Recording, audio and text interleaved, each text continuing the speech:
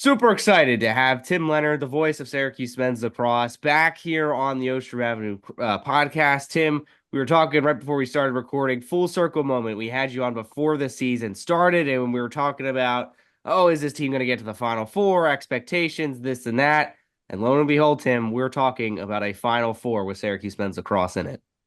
I don't know what we're going to talk about next year in the I know. preseason. Honestly, it's like Rory McIlroy winning the Masters and saying to the media, "What are you guys going to talk about next year?" I mean, that's honestly how it feels. It's awesome to be back with you guys. It's awesome to have Syracuse back where they belong on the biggest stage in the sport in the Final Four. And what an epic 2 games in the tournament to get to this point. What an epic run when you consider the ACC tournament as well and all the close games they've had over the last 4 games now.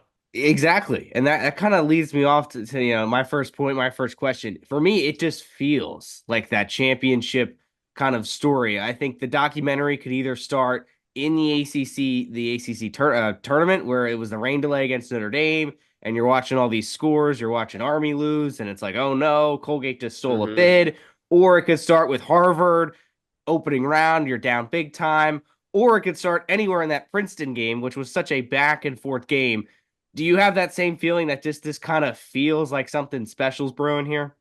Yeah, a couple people have texted me this week, like Team of Destiny Yeah, question mark, yeah. because it has that feel. I think that's also the beauty of lacrosse a little bit is any run involves twists and turns and 1 goal games and an OT game winner is not uncommon for a team that takes it all the way to the Final Four or takes it all the way to the national championship game on Monday. So that's why I love lacrosse, and I think we've seen it in this tournament, especially this year, where the quarterfinal weekend was the best I've ever seen, probably, or at least right up there. You try not to have recency bias, but the first 3 games, especially, were off the charts drama. And that Syracuse Princeton game in particular really just had it all from a standpoint of that's a rivalry matchup that goes back a long ways. That's a ton of history. It was Joey Spallina's huge breakout game in front of his home crowd and his family and friends and back where he grew up, and just the stars aligned for him and the stars aligned for the entire team. I don't want to lose sight of, yeah, it was the Joey game, but everyone had to contribute to get that win. So it does feel like they're kind of flirting with danger and doing enough late and all the things that sometimes you need out of a championship team. Now you get into the Final Four, though, and it only gets tougher, and I'm sure we'll talk about it, but Maryland is the type of matchup that is kind of the opposite of how Syracuse plays, so it'll be fascinating from here on out. I was glued to my couch all weekend because the quarterfinals are just electric. The 8-0 run from Penn State. I mean, that was ridiculous. Georgetown, they fought in the beginning against Maryland, maybe thought that was going to be a game. And then Richmond coming out hot against Cornell. But the Syracuse game, and that was pretty back and forth most of the game. Syracuse obviously went up big, and then Princeton came back. The game with so many emotions. Did you ever have like any doubt that SU might not get that job done? Oh, I think for sure. Yeah. I think any fan or anyone that's followed the team for a while was starting to think, oh my goodness, are they going to lose this one too? Because of the 4 straight quarterfinal losses and because of all the stuff we've been talking about, how it has been too long since Syracuse has gotten back to this point. So, I was thinking very comfortably at the end of the third quarter that they were doing everything right and this was the time to do it. Especially, I made the comparison a lot on our broadcast that the third quarter of the Denver game was the exact opposite. And it was really kind of fitting and cool. And, from a storytelling standpoint, it was something that we were talking about a lot, how it was 3-3 at halftime against Denver. And it's the first time for all these guys in the quarterfinal game. And they probably got a little tight, and Denver came out and scored 5 in a row out of halftime. And that was a lower scoring game. So that pretty much put the game away. Denver didn't score a goal in the fourth quarter in the quarters last year and still was able to hang on. So Syracuse basically did the opposite. They come out, they scored 6 in a row after having to deal with that 2 minute unreleasable penalty, which left you with kind of an uneasy feeling on how the half ended and the fact that that penalty was the start of the third quarter. So all that was so encouraging. But there was also a part of me that thought, it's not going to be this easy, right? Like it's been a back and forth game to this point. It's been talked about, and we all know what's on the line here from a Syracuse standpoint. And all these games have had twists and turns this year. And this team has a great 20 minutes followed by 5 minutes that's something to forget. Like that's kind of been their MO this year. And I think they did play one of their better games of the season, and Princeton just really put together a nice rally, and you got to give them credit. But yeah, as much as I was feeling comfortable at the end of the third quarter, I thought that Princeton would have a rally in them.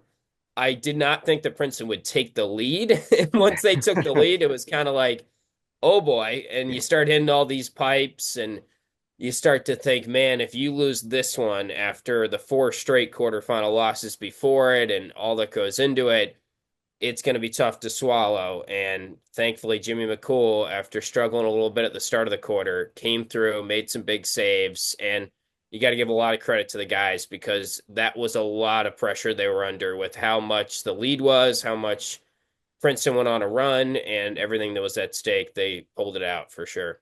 Yeah, that was frustrating in that fourth quarter, especially even when they got the lead. They just kept hitting the post, and it was like, oh my goodness, like what it was like, oh no, like what is going on right now? And another interesting point that you made on Twitter, and before I get to that point, everybody should follow Tim Leonard on Twitter because or X, because he makes excellent points, whether it's lacrosse season or football season or basketball season. He comes up with some of the best nuggets you got out there. So follow Tim Leonard on Twitter. That is my PSA to every listener right now. But the point you made after the game, it was the end of the second quarter when McCool had to go serve that penalty. Ippoliti comes in, but then Mullen, he wins that faceoff. And if that doesn't happen, then Syracuse doesn't hit the ball to start the third quarter. You know, put into words how big that kind of moment was. And is that the reason it shaped into such a big third quarter for the Orange, you think? Oh, absolutely. I think that's the underrated moment of the game. You Yeah. guys are totally right because Princeton has the number one man up unit in the country as well. And we saw what happened in a 1 minute unreleasable against Harvard for Yeah. Syracuse. They scored, I think it was three or four. I lost track because it was just an avalanche from that point on in the game. But yeah, those penalties can really swing a game. And to have a chance to win the face-off, but there's 1.4 on the clock. Cal and I were sitting there like, if you could win the face-off, that's amazing. But you have to pop it right to yourself and scoop it right away. And even that might not still be in 1.4 seconds. It feels like very unlikely you could do that. But if there's one guy that could do it, it's Sean Mullen, because if you've watched Syracuse lacrosse this year, he wins more faceoffs than anyone out of the front or to himself. Now he also jumps early, probably more than any faceoff guy that is right near 65% on the season. And we saw that side of it Yeah. against Princeton. So the whistle for him is going to be very big against Maryland. I mean, Mullen has been, obviously, before I dive into this, he's been terrific all year, and he's a huge reason why they're still standing. He was, I think, 82% in the ACC tournament plus Harvard, and he didn't play unbelievably well against Princeton, obviously, but Princeton had a solid face-off guy on the other side, and he still won some really big ones, including this one we're talking about. But it's a fascinating thing in lacrosse where they've changed kind of the cadence of the whistle for the face-off. And I do think it's going to be really interesting to see how is Mullen kind of reading that cadence in the first quarter and the second quarter against Maryland, because that has told the story for him a lot this year. I mean, even I think about the Virginia game was an example where he just didn't really have the whistle. Yeah. And Virginia doesn't have a special face-off unit this year. You went into that game kind of like the Princeton game thinking Syracuse will have the edge at the face-off position. So it's very important that he's kind of on that whistle, and he does make good adjustments in the second half usually.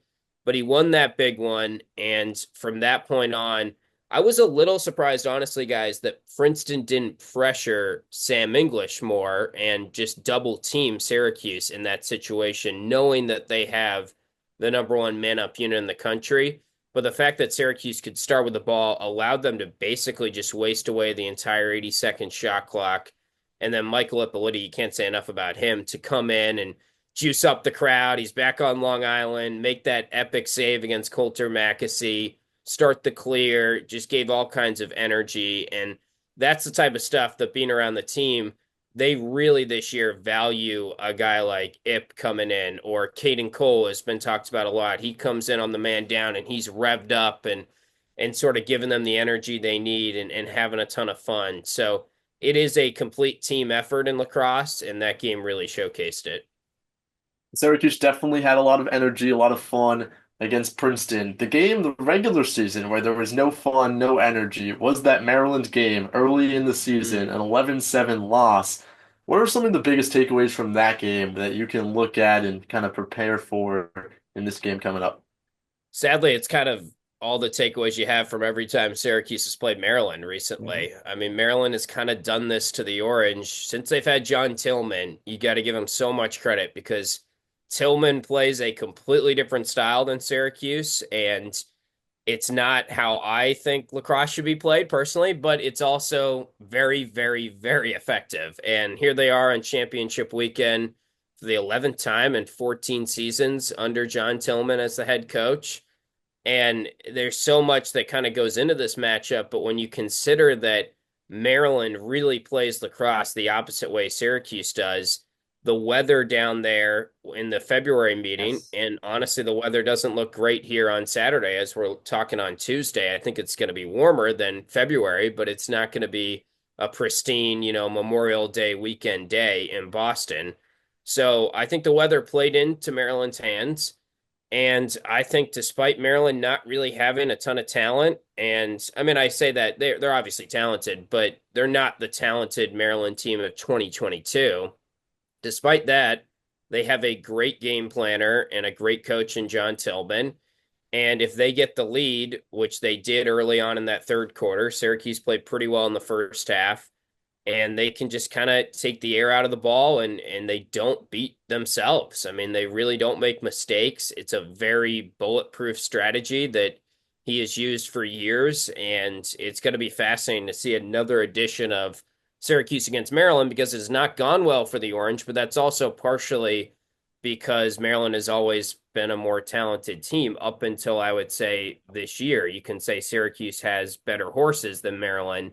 Now it's just, okay, do they have the ability to slow the game down and win a game like they did in the final game of the ACC tournament against Duke, where it's at a slower pace and maybe something in the neighborhood of 9-8 or 10-8 or something along those lines. Yeah, maybe I think we fans could maybe take a 9-8 game. I don't know if I can do another 20-19 or 18 to Yeah. 19 thing again. Sticking with Maryland, and then I'm going to refer to Princeton. Against Princeton, Chad Palumbo had his way. I mean, the guy was excellent. Maryland's got guys like that too. Everyone in the Final Fours, they got a few guys who can really go off and take over a game. Can Syracuse's defense afford to do that again? Or do you think that defense needs to be a little bit more disciplined, a little bit more locked in to prevent, one or two individuals from just completely taking over a game or taking over a quarter? Yeah. I mean, I think definitely it's weird to say it'll be an easier game for the Orange defense than Princeton because Princeton has Coulter McAsee, a Tewaaraton finalist, and all these guys on their offense. Now, Maryland doesn't really have that number one guy, but I think Maryland is just so smart on offense and they never take a bad shot and they're so patient that it really wears on your defense. And we saw that in the first meeting. I mean, they're comfortable to just take it under 10 seconds and roll the ball into the corner sometimes if it comes to that, because that means that they're going to have their defense set up and they're going to have you going against their 6-on-6 defense on the other end. And that is really tough for Syracuse or anyone to score goals against Maryland when they're settled on defense. So Syracuse really, they would like to somehow get some transition chances, but that is virtually impossible against Maryland. They just do so much to counteract that. So it's a fascinating matchup. I think from a Maryland offense against a Syracuse defense standpoint, they definitely have enough, like you said. I mean, all these teams have talented guys.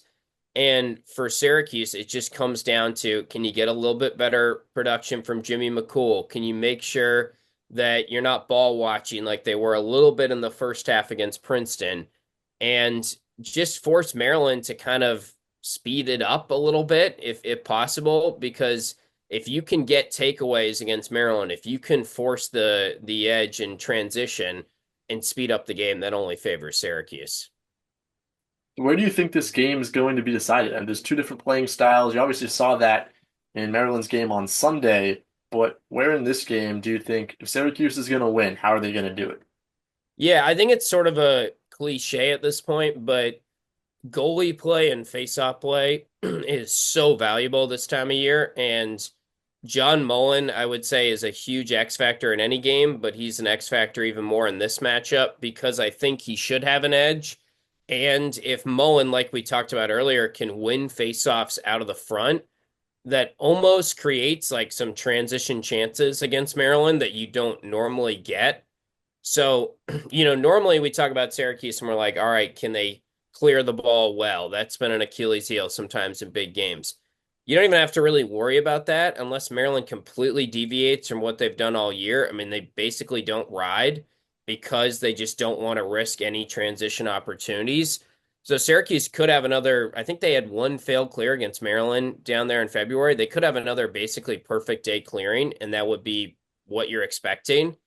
And it's just, can they avoid 6-on-6 offense as much as possible? Can they get John Mullen to get some of those faceoffs out of the front? And then on the goalie side of things, Jimmy McCool played really well against Maryland the first time, and that was him kind of bouncing back after his really only bad game of the year against Harvard, or one of his only bad games. So I feel comfortable that Jimmy will play better.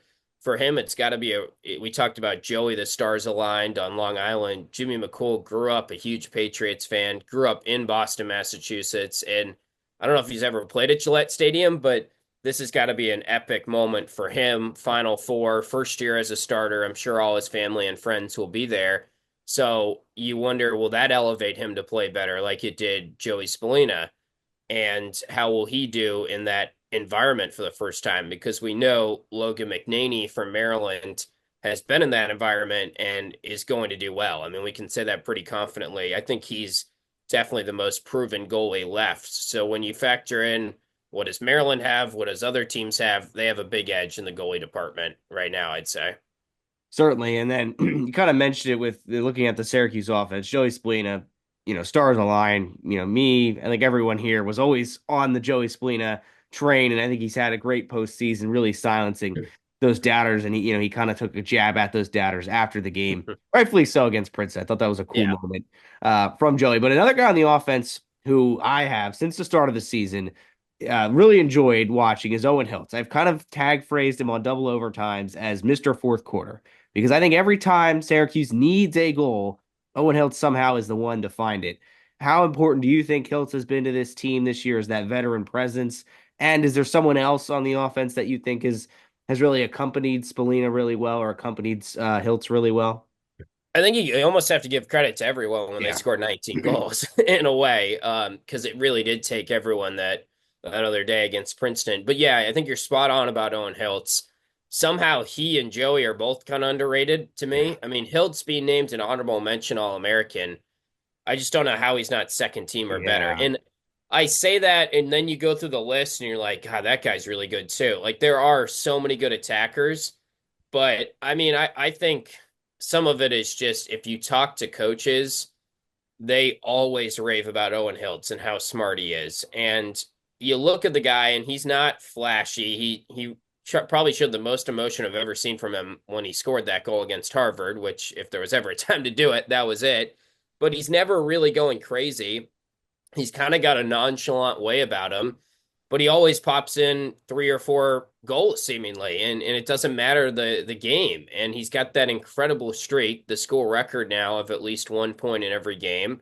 He's so smart off ball. He knows the offense that Pat March has been running so well because he played at Culver, and Pat March's offense is very similar to that at Culver Military Academy. So I think Owen and him he's like having another coach on the field at this point. And his connection with Joey is obviously off the charts. Just, so fitting that they were involved again in the game-winning goal.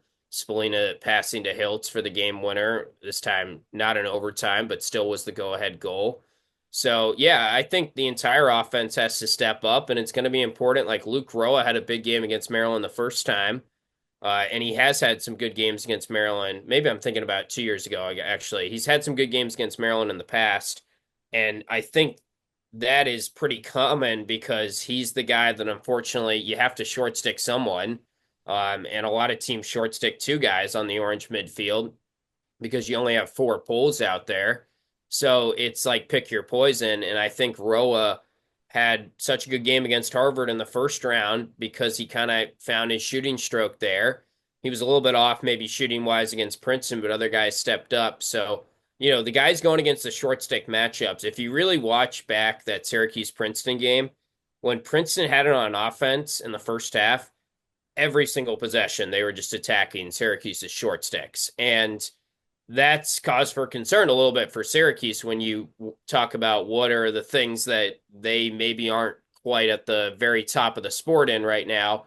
Short sticks has always been kind of a problem for the Orange in the last decade or so. And I think they have a tremendous one in Carter Rice that's also, like I talk about with Owen Hiltz, he should have been higher on the All American list. But outside of that, I think they're a little unproven there. And a lot of teams probably feel that way. But when you get into big games like this, you're just going to see a lot of that deeper midfield options going after the short sticks. It's hard because that short stick defensive position might be the hardest in lacrosse. And Yeah. Jake Spallina and Ryder Ochoa have had their struggles recently, but I mean, there's not much to do when you get switched on to a Coulter Magacy or another great attacker. Let's talk big picture for a second. This Syracuse team, obviously the goal of the season, get back to the Final Four. They did it. But the goal of Syracuse lacrosse has always been national championships. Would you call this season a success, even if it ends on Saturday? Yeah, I would. Just because I said the same thing last year, the goal was pretty clear last year. It was host a game, win a game, get to the quarterfinals. They did that. Now, when they lost to Denver, it stung, right? Like if they lose to Maryland, it's going to feel awful. I mean, that's just how it is because now you're here and you're so close. And anytime you lose and your season's over, it's heartbreaking. So I think, yes, on Saturday, if they were to fall short to Maryland again, it would probably leave a sour taste in everyone's mouth that's there and everyone that's involved with the program. But when the dust settles, I think you have to call this a successful season, regardless of what happens from here on out, because the goal was pretty clear again this year. It was get back to the Final Four, and they did that. After the Harvard loss, or even at the start of the season, did you think you'd be going to Foxborough, or are you really surprised at the turnaround? Not turnaround, but the run this team has kind of gone on since the ACC tournament. I actually sort of felt decent about their chances all year just because I felt like it was such a wide open year. And all that really matters is if you're playing well at the right time. Mhm. Now, definitely there was some up and downness. Like when they lost to UNC in the regular season finale, that was probably when you're just more worried about them missing the tournament than anything. And it becomes like, oh man, if they miss the tournament, that's just such a bummer. And I think everyone that follows lacrosse now understands it's become a lot tougher to make the Final Four than it was back in the day. So you can't take for granted just beating Harvard. I mean, that was a really tough game, and they got past Harvard. And, now you're one of 8 teams remaining, and that's an accomplishment, even though it's not really an accomplishment in the grand scheme of Syracuse lacrosse history. It's really tough to get to that stage. So I always felt like kind of sneaky, pretty confident that they'd be here just because I did think the guys, if they got another chance at the quarterfinal game, would be more ready for it. And we saw that. And I think you can't overstate how much that factored into them just being more poised on that stage. And the coaches really harped on that throughout the week. I also think the loss to Duke was one where they were so banged up that I mean we talked about Owen Hiltz, like he just wasn't nearly 100% for that game. And honestly, thank God he somehow found a way to score one goal in that game just so he could keep his point streak. Not Mhm. that he really cares, but people like us care, I guess, Yes. and it's kind of cool that he still has scored a point in every game of his career. But the way that they lost to Duke, I think the fan base was really down on that as they should have been. I mean, it was a frustrating loss. But to me, it was like they just weren't healthy, and they were going to get healthier. And now that Owen Hiltz, I think we saw in the ACC tournament a fully healthy Owen Hiltz again. And from that point on, they have played like the Syracuse team that we know they can be offensively. So now you get into another really tough defensive matchup here going against a great Maryland team, and it'll be interesting. I mean, they're not obviously going to score 19 again or probably even get to 14 or 15, but can you do enough and can you create as much transition as possible against Maryland? It will certainly be a really exciting and fun game Saturday. Tim, thank you so much for taking the time and best of luck with everything this weekend. We love seeing the WAR alum calling the biggest games, and that's what you'll be doing this weekend. So have fun, and I know you'll enjoy the games regardless. Yeah, no, thanks for having me, guys. It's awesome to think that I really didn't, fall in love with lacrosse until I got up to Syracuse. And ever since I was a freshman, the Final Four drought was a thing when I Yep. was working at WAR. And here we are, it's finally over. So definitely a relief for everyone, I think. But yeah, very fun to chat with you guys and keep up the good work on your end. I'm gonna be excited to follow along, and I'm sure everyone will have two great options for radio calls here going forward, which is exciting. Absolutely. Thank you so much, Tim. Have a great weekend in Foxborough. Yeah, appreciate it, guys.